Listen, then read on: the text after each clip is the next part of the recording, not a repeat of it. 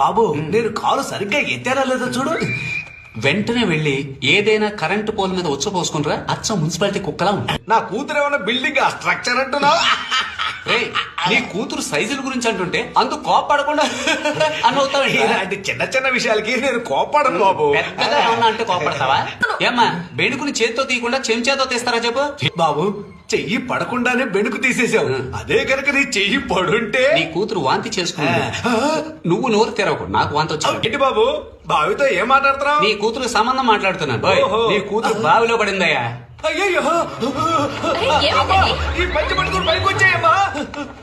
గుమ్మడి పండు కింద ఏమీ లేకుండా సడన్ గా పంచిలాగా వేస్తావంటే ముందుగా ముయ్యి. నాకు మానం కన్నా ప్రాణమే ముఖ్యం. దీన్ని చూస్తే నా ప్రాణం పోయేలా ఉంది. ముయ్యిరా. కళ్ళు మూసుకోవే. గాలి రావట్లేదురా.